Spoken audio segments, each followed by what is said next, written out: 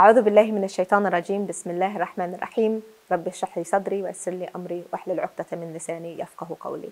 Assalamu alaikum everyone. My name is Dr. Suzy Ismail from Cornerstone, and I'm happy to see you all again joining us for our Ramadan Resilience program. In yesterday's episode, we talked about fear, and we talked about how fear can give way to anxious episodes, and it can give way to situational anxiety, which potentially could also become chronic or clinical anxiety.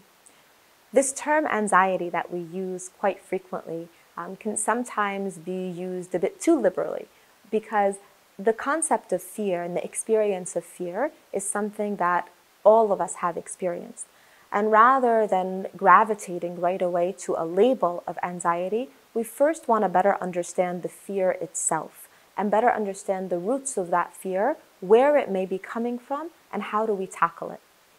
So for most people, the roots of fear actually comes from that place of uncertainty avoidance. Naturally speaking, we tend to not like uncertainty. We tend to prefer to have a sense or an idea of where we're going. We often talk about the concept of tawakkul, trusting Allah Azza wa Jal, and knowing that Allah Azza wa Jal will guide us towards that best path, whatever that path may be. But it can be hard sometimes in this dunya to really have that reliance upon Allah and to practice that tawakkul. Because there can be times where maybe we look around us and we see people in our community, we see friends, we see family members on a different path than us, whether it be in work or in relationships, in marriage, in raising children, in education. And we may question and say, wait, what about me? Where am I going to go? What am I doing? What's my path look like? And despite really trying to have that sense of tawakkul, anchoring our trust in Allah, we may begin to feel that sense of anxiousness creeping into the way that we look at the world, the way that we respond to it.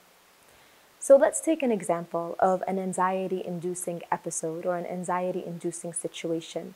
We know that there are different triggers for different people, and that something may trigger that sense of anxiousness within you, and you may respond to that anxiousness in different ways. You may respond to it in anger, you may respond to it with withdrawal, you may respond to it with a sense of panic. So an example of an anxiety-inducing episode may be a situation in which you are entering into an exam. Let's say you are a college student, you're a high school student, and you know you have a very big test.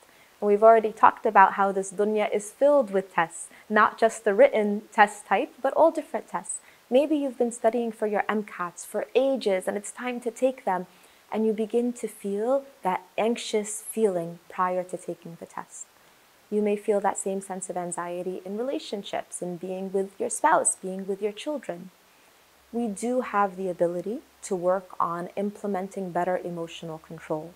Now, that doesn't mean that clinical anxiety can be controlled just through looking at our emotions, but it means that certain seedlings of anxious leanings or anxious episodes can be moderated by utilizing different techniques.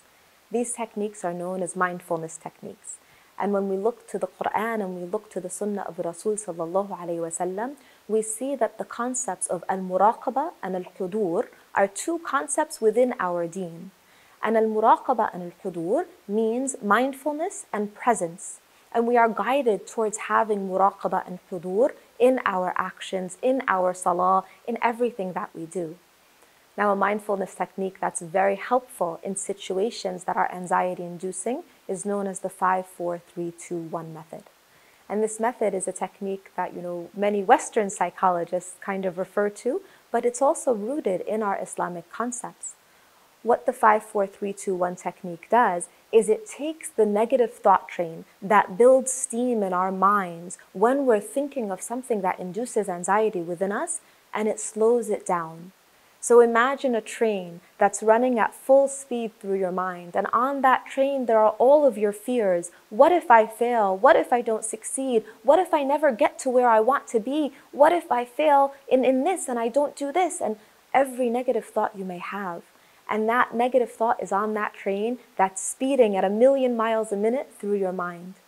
Using a mindfulness technique or a grounding technique like 5-4-3-2-1 engages all of our senses and literally puts the brakes on that anxious train that's running through your mind. So as we try to control those thoughts, as we try to control the instigation of those thoughts, we also know that we have to focus on the emotional elements. So join us in our episode that we'll be holding tomorrow, where we will dive into the 5, 4, 3, 2, 1 technique, and we'll learn exactly how to use that technique to combat anxiety and to better understand that there is no shame in experiencing anxiety, that experience of fear and fear that is sometimes untreated can develop into anxiety. But together we're going to talk about ways that you can control it, and we'll better understand grounding techniques that can help. So I'll see you in our next episode, inshallah. Jazakum Allahu khair. Assalamu alaikum.